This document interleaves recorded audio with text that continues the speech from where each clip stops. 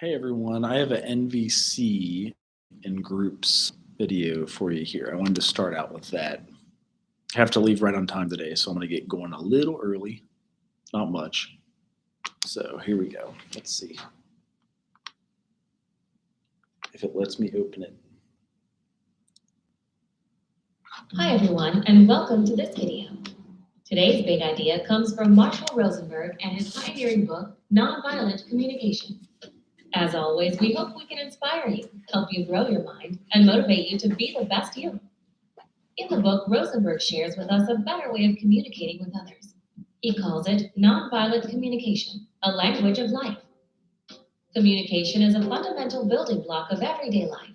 If we want to function well in society, we need to learn to communicate effectively with the people surrounding us. Often, when we communicate with others, irrational conflicts and misunderstandings arise, and we end up leaving conversations feeling disregarded or in despair. This is where nonviolent communication enters the stage.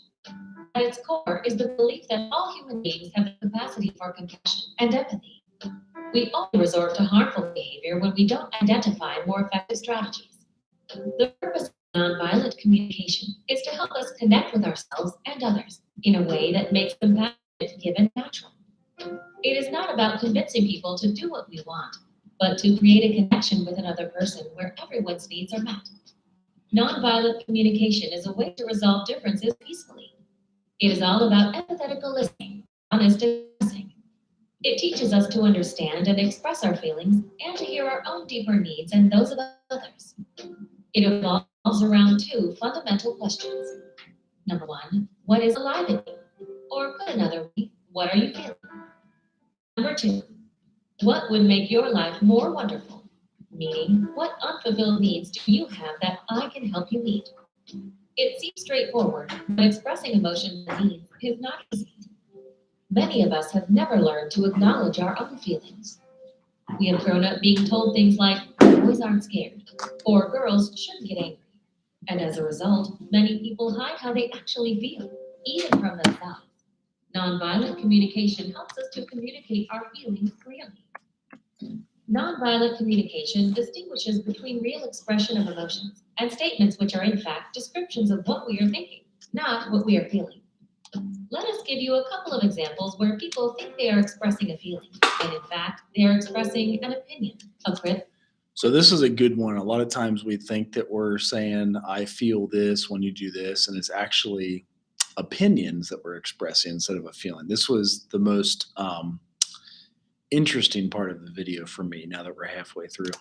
Criticism or moral judgment. Number one, when I feel is followed by that, like, or as if. For example, I feel like you should know better. Number two, when I feel is used together with pronouns. For example, I feel I am constantly working. Number three, when I feel is used with names or nouns. For example, referring to people, I feel Amy has acted irresponsibly. None of these statements is actually letting the other person know what you are feeling. Instead, you should simply name the emotion you are feeling without any judgment. For example, I feel sad because, or I feel angry since, and so on. Expressing our feelings clearly is very important, but we need to also express the need behind the feeling by making a clear request of what we want from the other person. Judgments, criticisms, and interpretations of others are all estranged expressions of our needs. And when we use them, we imply that the person in front of us is behaving wrongly, when in fact we all know is that the person isn't acting according to our beliefs and values. If someone says, you never listen to me, it is them telling you that their need to be heard is not being met. But because the statement is made as a judgment, the recipient is likely to hear criticism. And criticism often leads to self defense and counterattacking instead of understanding. The more directly we can connect our feelings and our needs, the easier it is for others to respond compassionately. So, focus on your own needs instead of on what is wrong with others. Imagine an interaction between two colleagues, Alan and Bart. They have a meeting scheduled for 1 p.m. Alan arrives to the meeting on time. Bart, however, doesn't arrive until 1:15 p.m., leaving Alan frustrated. As soon as Bart enters the room, Alan blurts out, it is really annoying that you are always late for meetings. You are an irresponsible person. If Alan was familiar with nonviolent communication, the conversation could go like this instead. I feel angry because you are late. I would like to start the meeting on time, since it will otherwise disrupt my calendar for the rest of the day. Can I please ask you to be on time for our next meeting? Nonviolent communication also teaches us that we cannot be responsible for each other's feelings, but we can be responsible for how we choose to react. Let's end the video with a tip on how to best express our needs. Instead of expressing our needs with a kid-me attitude that implies that they are a burden, Rosenberg suggests that we use a Santa Claus attitude, showing the world that our needs are a precious gift. We hope you have enjoyed this video on Marshall Rosenberg's nonviolent communication. Please remember to give the video a like, and please consider subscribing. All right, so that's NVC. If you do groups with NVC, I wanted to show you guys the source it actually comes from. So this is the NVC book. If it goes into focus, I guess it goes better when I move closely. And you can use it as, good question. So it's, Tiana says, what if the other person doesn't want to comply with NVC? So in this book, they do say that this form of communication, especially in groups, because often they're coming to you in the first place because they have an unmet need of sorts. But it says this form of communication will work even if only one person uses it, which always seems shocking to both myself and other clinicians who have used it. It's by Dr. Rosenberg. And it's like, how is that possible that it would work even if no one else uses it? Which I'm sure I can locate a video that explains that well. But essentially, the 4 cliff notes are observation, feeling, need, and request. And they said the angry situation when the dude was late, and he said maybe even using a softer word than angry, feel annoyed when you're late, my need for finishing all the other work I have to do throughout the day on time is important to me. So it is a different way of speaking because we are used to like loud confrontations and things of that nature. Practicing to be a social worker does make it hard. Speaking with a compassionate communication, that's kind of the way they've entitled the book more recently. So a compassionate communication, like using a language that's helpful to others. So I'll go on to the next video and try to search for one in the meantime that says it will work even if the other person doesn't use NVC, which certainly was confusing to me at the time. There is a TED Talk about it also. Nonviolent communication. The theory of nonviolent communication provides us with a number of techniques to help us stay in control of difficult situations. All too often, our emotions take over and cause us to lose our temper or get upset. Often, bizarrely enough, a conversation in which we don't show enough assertiveness turns into a downright slanning match because we don't have the necessary tools at hand to express our emotions correctly. We could distinguish between 2 forms of communication, the jackal and the giraffe. That's right. So in the book, they say Jekyll is the form of communication that we'll use when we're like blaming, judging, angry at others. Giraffe, they use him as an example because giraffes have the largest heart as a mammal. It's like bigger than most folks' heart. Has a long neck that can see over almost any situation. Like you can understand why somebody's struggling or why they might be going through a difficult time. And that's to be considered. So the giraffe is open, respectful, assertive, and not judgmental. The jackal interprets, accuses, judges, approaches, and manipulates. If we want to create a rapport when communicating, we best leave the jackal in a cage and release in the giraffe. Let's have a closer look at a technique to do exactly that. The method of nonviolent communication comprises 4 consecutive steps. The first one is observation. Stick to the facts. Do not interpret. not judge. All you do is observe and put in words what you observe.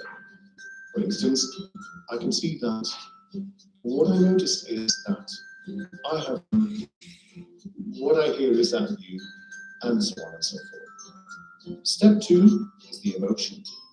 Put in words how you feel about it. In fact, there are only 4 basic emotions: anger, sadness, fear, and joy. All others can be seen as derived from those 4. So use sentences such as, I feel hurt, or I'm deeply touched, or I'm very disappointed, or this irritates me, and so on.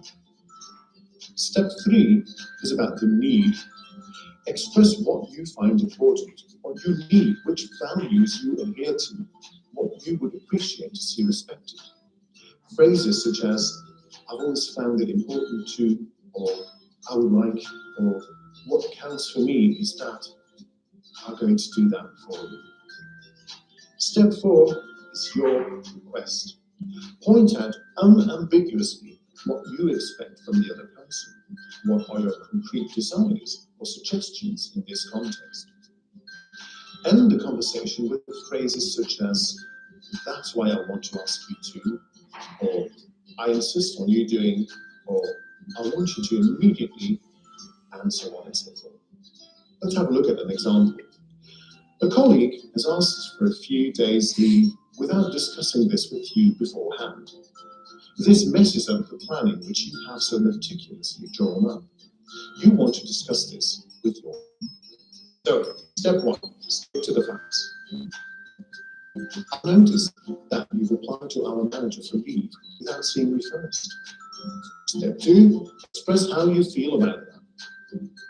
That irritates me because it makes me lose the overview as far as planning goes. Step 3, tell him what you need. I need this overview to plan holidays correctly for everyone. And step 4, tell him what you want him to do. What I would like you to do is discuss these things with me first. Use this technique when you want to communicate less like a jackal and more like a giraffe.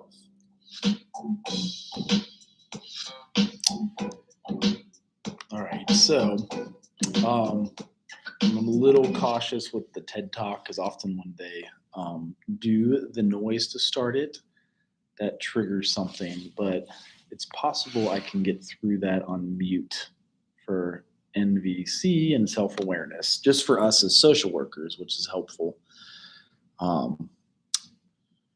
Simplexity.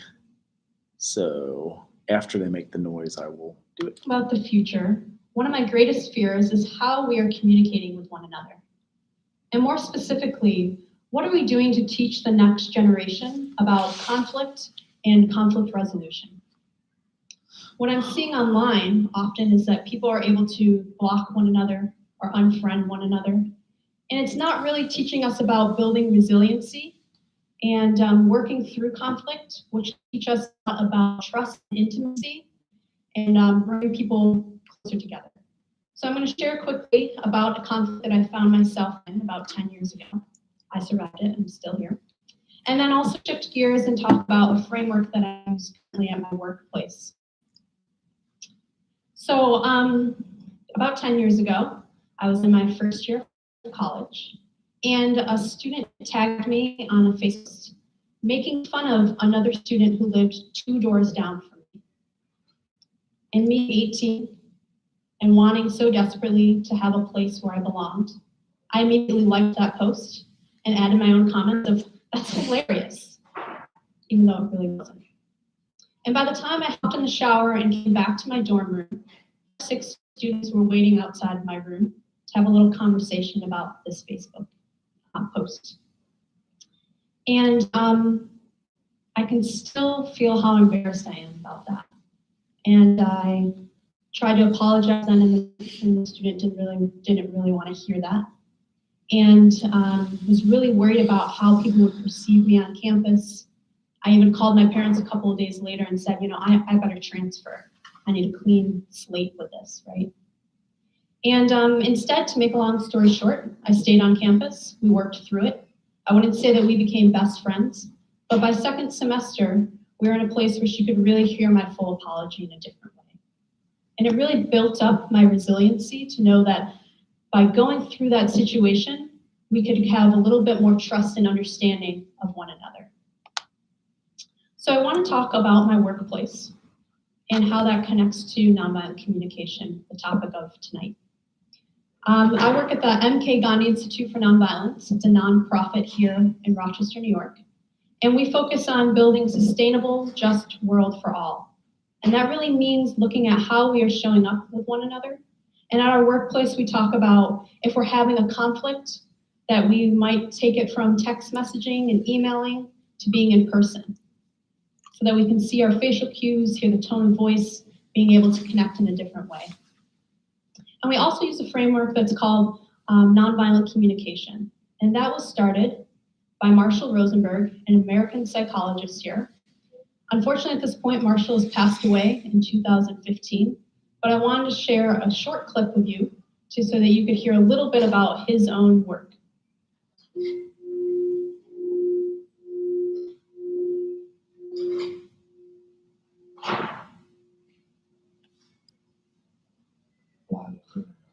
Refugee camp in Palestinian Authority, and all the crowd had to do was hear from my interpreter that I was an American.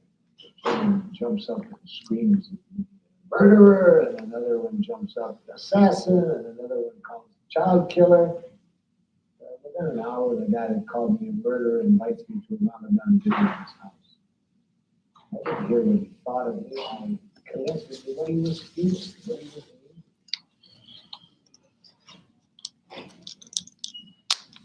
I absolutely love that clip from Marshall because he's so piercing with what he has to say, and he's very intense. I think sometimes I'm an intense person as well, so I can really connect in that way. But underneath that intensity, another thing that I'm really appreciating is how Marshall is able to lean into that conversation. He's being faced with a lot of anger, which often means that people might shut down and want to get out of the situation. But instead, he was able to get curious about what's going on underneath this. What questions can I ask? And what I think really, if Marshall was alive right now, I'd like to ask him about is how deeply rooted in love is this model, right? Because to be able to show up with someone who's showing up to you, towards you with anger, is just an incredible feature to be able to do. And it's reminding me of a book that I'm reading right now. It's called Emergent Strategy by Adrienne Maree Brown. And it really connects this theme to deeply rooted love and how we can show up with one another and create better strategies that are for a win-win solution rather than the model of a win-lose, where I have to have power over you and you then have to have power over me. So she talks about imagining what it would look like if we're becoming more empathetic with one another, more vulnerable, and what that would do in shifting our relationships. So the model I want to talk about today is on nonviolent communication. And for this, there's just 4 easy steps. Start with an observation, and I'm asking folks to connect that to how we are feeling, and also reframing our relationship with feelings. Oftentimes, we talk about this at the Gandhi Institute, that we are using Dr. Seuss book language when it comes to our emotions. Mad, bad, glad, sad, right? And there's a plethora of other words that we can use to substitute in about what's going on for us. And those are really indicating, again, how we're doing, and it ties directly into the needs that are underlying that. So when it comes to our needs, what values are most important to us? And how are we contributing that to the world? Lastly, we talk about requests. So right now I've been doing a lot of talking. Let's say I'm getting a little thirsty and I might ask someone in the audience, do you mind if I have a glass of your water and have a little bit? And you might say, no, I have germs I don't want to share with you, right? Now, if I'm giving a true request, that means I have to be okay with your answer and honoring that that answer is a no. Otherwise, and very critically to make that difference, otherwise I've just made a demand of you, right? So it's really important to look at the language of that. Also, if I just take your water, that creates a different type of conflict there. Two other little points to connect into this framework is that our feelings are informing us whether our needs, those values, are being met or unmet, and that every action that we are taking is in an attempt to meet a need. So me being here right now, presenting this, and thinking of the needs that come up. My need for a sense of meaning and purpose in my life, my need for belonging and feeling a part of the community. If those needs are being met, which they are right now, I'm gonna be feeling pretty happy, right? I feel like baby pictures everyone gets excited about, you can't go wrong, right? And let's say I'm running out of time and they cut off my mic and the lights go out. And my need for consideration, my need to be understood, those aren't met at that time. So maybe I'm looking a little like this. I think I perfected the eye roll by age 2, right? So I want us again to just hone in and think about our relationship with emotions in a different way so that we can see those as little indicators of how we are doing. Going back to this framework, I want to talk about an example that's really polarizing here in the US. I'm thinking about the example of the 2016 election. And prior to that, I want to just share about how it's the strategies in which we are using that is causing conflict. We have these universal needs and we have these universal feelings, but it's a strategy again. If I take your water, or if I add a glass of water, or if I change my strategy. Let's say I say, okay, you're not willing to share a cup of water with me right now. Could I use your cup of water after you're done? Would that work for you? Maybe that's the win-win solution, right? So I'm going to just quickly put up this observation of the 2016 election. And as that was coming up, I was feeling excited. I like to vote. This was going to be like my third US president election that I could take part of. And as we got closer to that, I was also feeling a bit frustrated and scared because of the conversations that were happening, the candidates, the whole 9 yards. And my needs were around belonging, a sense of security, hope for the future. So my request to folks was to get out and vote. And also where strategy in that conflict emerged. Because we saw people voting this way and that way and another way. And then some people decided not to vote at all, and others who do not have the right to vote. So those are all the types of strategies that were being used. And again, that's where I want people to have their focus go to, instead of when we get back online, that we're seeing these different conflicts in the comments, that we can hone in and say, what strategy, is this strategy of moving this to an online platform working? Or how can I invite this conversation to move to a place where we can have coffee, where we can have that face-to-face conversation? So a fun take-home assignment, if you would like, is that the next time you find yourself getting tense and finding yourself in a conflict, I invite you to think about what needs and feelings might be most alive for you. Thank you.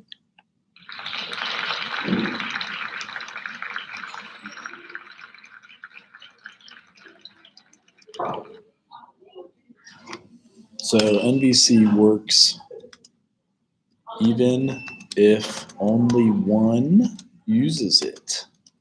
And that was the question. So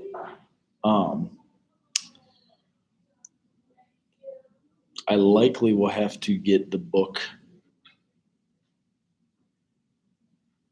and dig in where and why Dr. Marshall Rosenberg said that. And I do fall back on, I think it was because it was a request. So if I make a request, it's different than a demand. And the request is that folks either do or do not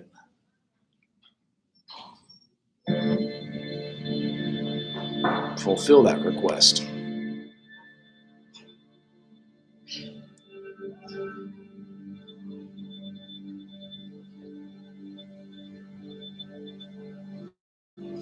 Aren't you the social work teacher that used to Why?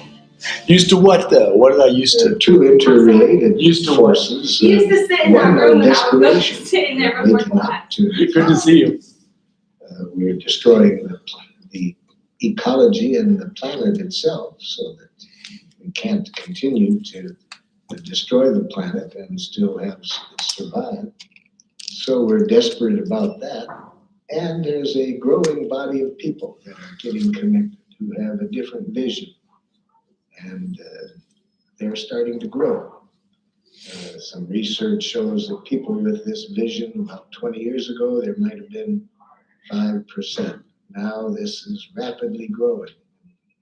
I'm fortunate enough as I travel around the world, I'm meeting these people in every country who have a different vision of what the good life is all about than the people who are contributing to the violence on the planet.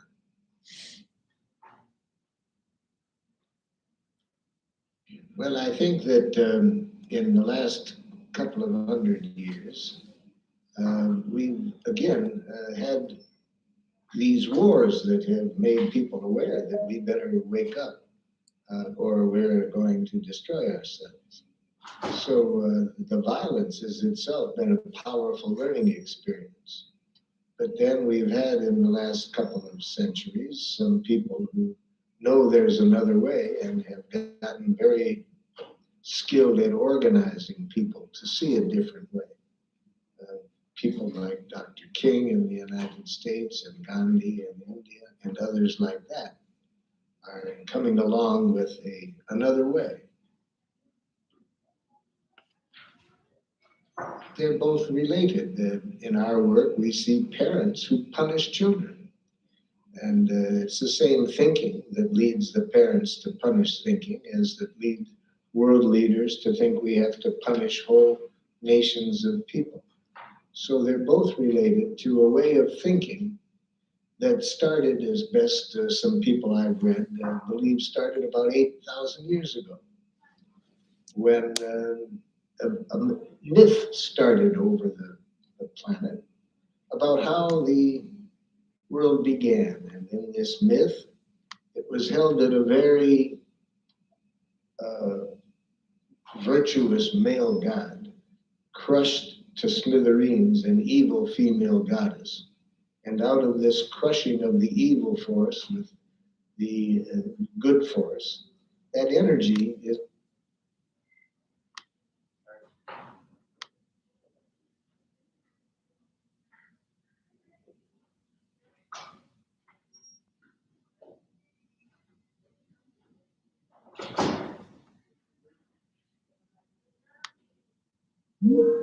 that's working on this project. So here comes Jonathan from Central State University.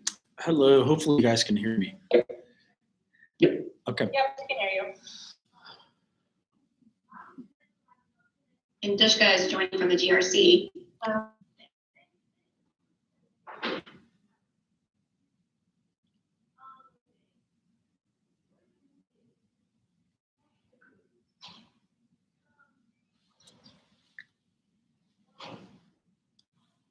We can go ahead and get started. We don't have to wait. I'm sure Tracy can catch us up if you want to start the conversation.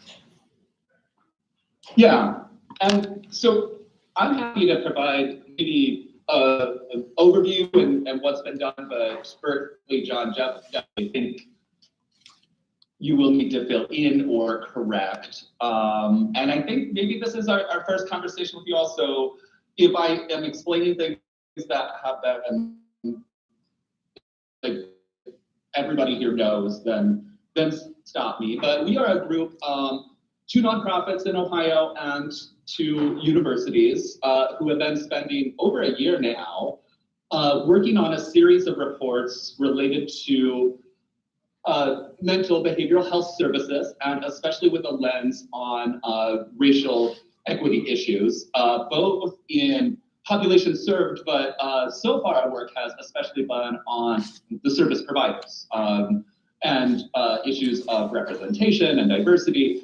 And so we did have a kind of a setting the groundwork report come out 2 weeks ago about this team. Oh, and here's Tracy. I will hand off my MC roles to Tracy if she doesn't mind. I was just explaining who's involved in the project, Tracy, what we've been doing for the last year and handful of months, and that we had kind of the groundwork report come out a couple weeks ago.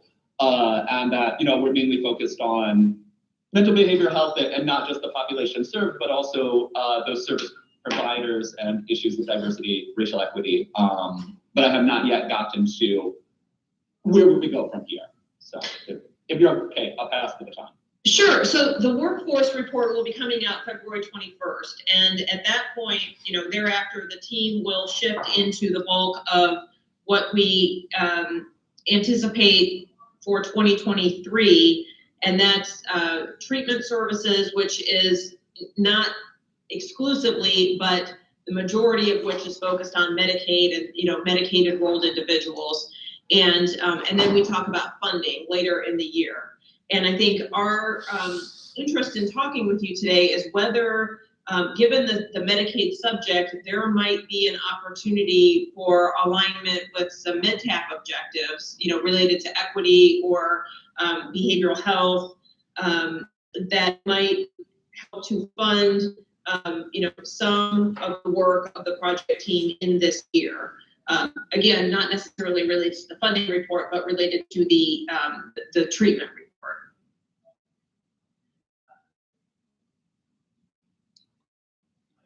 Tracy, where are your funds primarily coming from now for this work? So they are coming exclusively from philanthropy. Joe England actually has been very successful approaching a number of funders from all over the state and has commitments. I think 4 philanthropic organizations are funding did fund the first year. In the second year, we're also talking with Mental Health and Addiction Service to bring forward a proposal to do some qualitative interviews, some focus groups, some one-on-one interviews potentially to follow on our workforce report. And that would look at perspectives of individuals who are members of underrepresented communities who are actually, serving in the health field in different capacities. Understand from them what some of the barriers have been, their insights relate to challenges to overcome, recommendations, that sort of thing. We've been talking with Zandai Lawson and Jay Carmichael about that, and they've encouraged us to submit funding. And so we'll be doing that here probably within the next week. But that's related to the treatment report. That's specific to, kind of a workforce follow-up. And they've got the workforce roadmap work underway right now. And, I think they see this as potentially something that could augment a component of that effort. So is the Medicaid, hi Tracy, is the Medicaid work related to the population receiving services, the providers delivering services?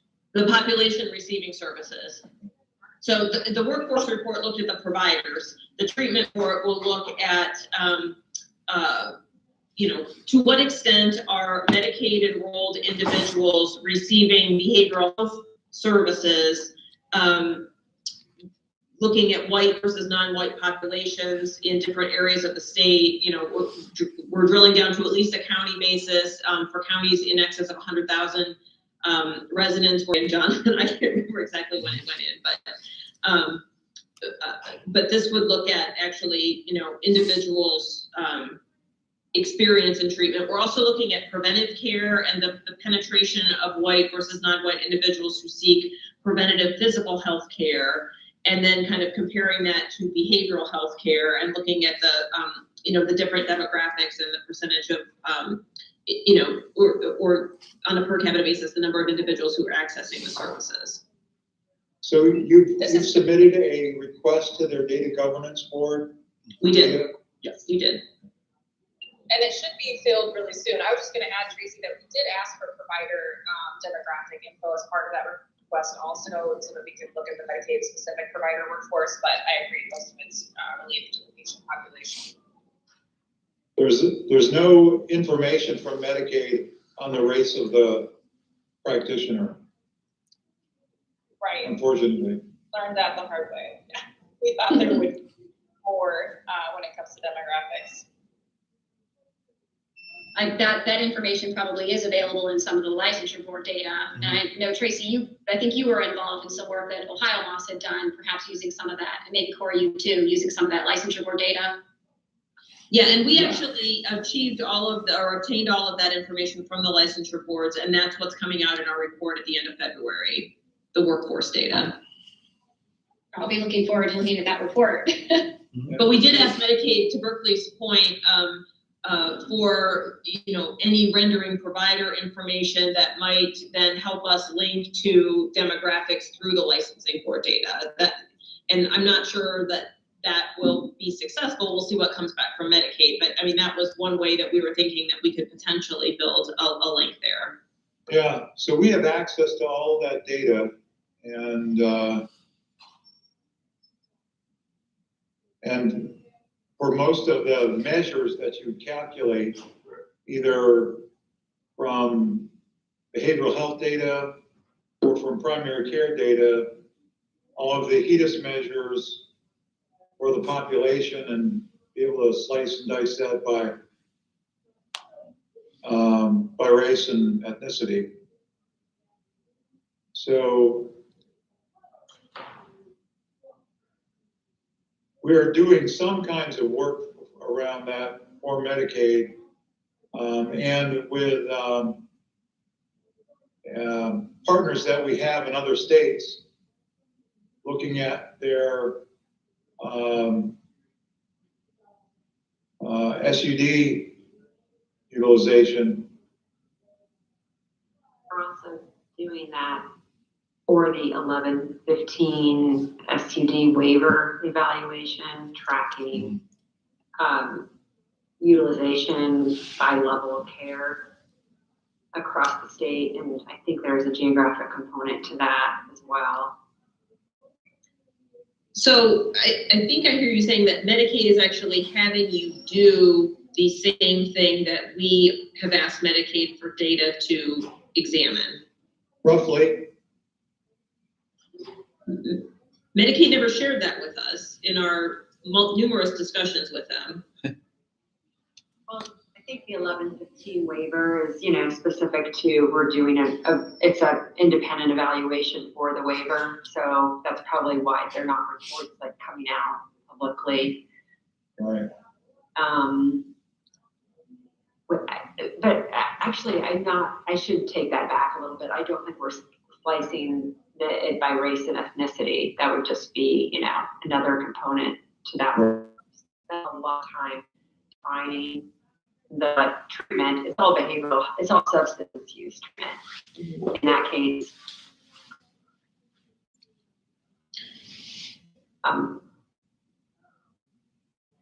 So I'm wondering, what, if anything, you would advise in this situation? I mean, it sounds like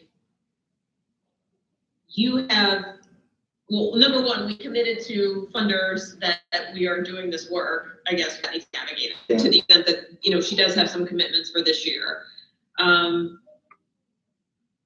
We don't want to replicate work that is already being done. And you're talking about mental health and substance use disorders. Yes. That we're not doing that. There is actually, we do have a NIDA grant that we're part of a multi-state effort to look at racial disparities in treatment access to mostly opioid disorder treatment. That's a data source. It's just getting started now. So it's going to take a couple of years before we would have results. But yeah, your scope is still a little bit different because you want to look at probably county level, and yeah. And we're looking at a point in time, like fiscal year 2021 or 2022. So it's not anything longitudinal or examining trends or anything like that. It's really just to examine equity related questions between populations Medicaid enrolled.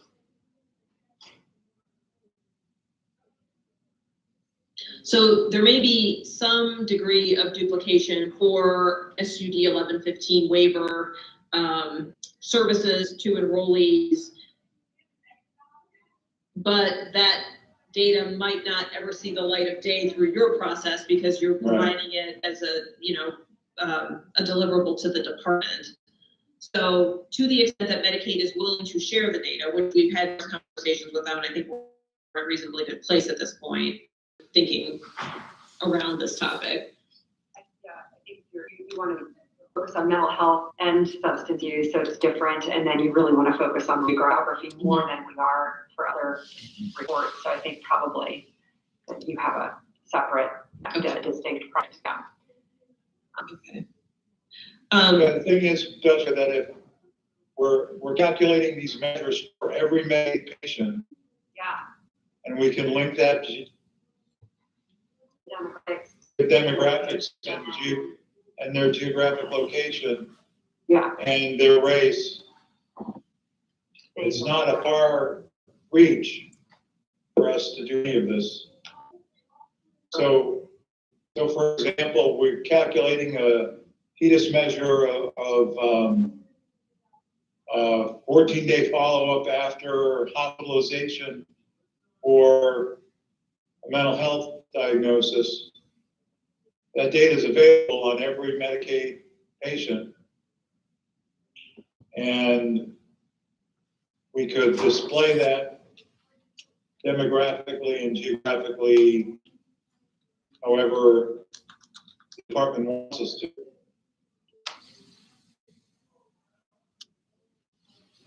So I guess the question, and I'm just trying to think next steps here. Are you suggesting, Laura, that we pay GRC to conduct the analysis and then we kind of incorporate it into our report? Or are you thinking that this would just be a separate deliverable if the department wanted this, you would work with the department? I'm just. Well, I would say that if the department asked us to provide you with the data, that you could build your own reports from, we could probably provide it to you. They were having us work with their honest broker right now, I don't know who that is. IBM Watson. Okay, then you probably are all set. Wouldn't need us.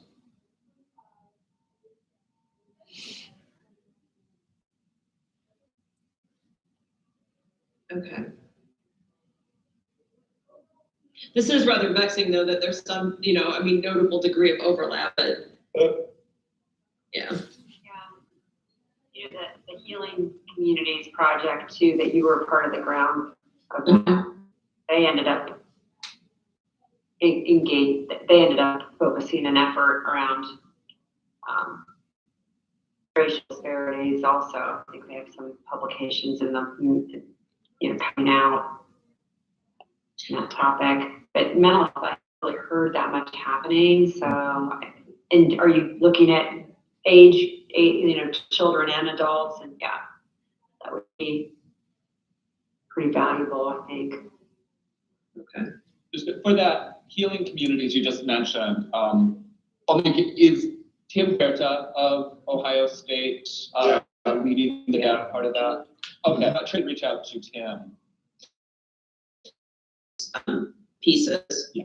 And it would be interesting to ask him if they're just looking at the counties that are included in the 2 waves of effort, or if they're looking at all counties.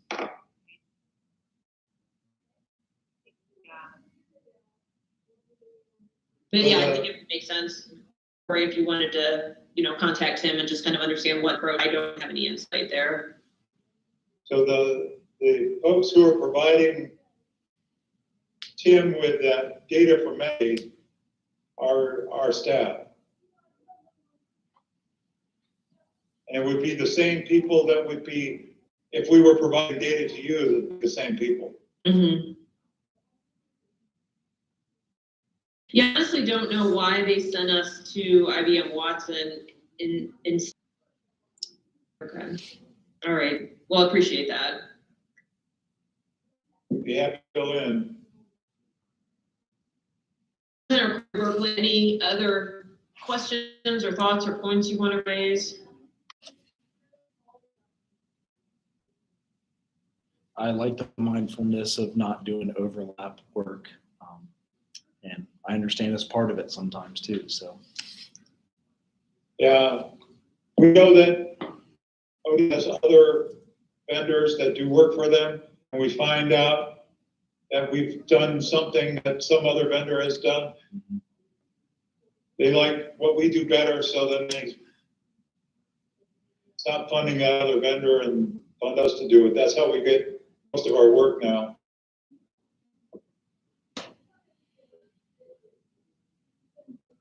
Great. All right, well, I guess this has been helpful in kind of clarifying what it is that you are engaged in doing. Yeah. And we'll let you know, I guess, if we are not expecting to achieve any data from IBM Watson at this point. Yeah. And we've been back and forth with them since probably, what, October or so, maybe a little earlier than that. All right. So, And if you wanted MedTap funding for doing this, you go to the same, be talking to Dr. Applegate. okay. Any calls that are relevant right now, or would we just make a case? Just be. Probably just make a case, right, Lauren? Yeah, And now's the time because they're, getting their 24/5 budgets. they're all Ready. together. I'm wondering if the Philanthropic Fund could be used as match. Mhm. Oh, yeah.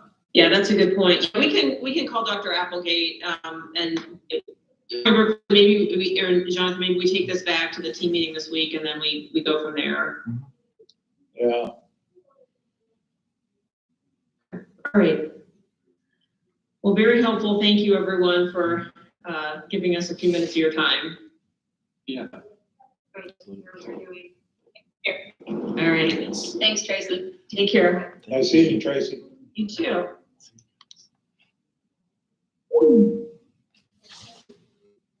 All right, so as you all can see, some of the MedTap funding we're doing for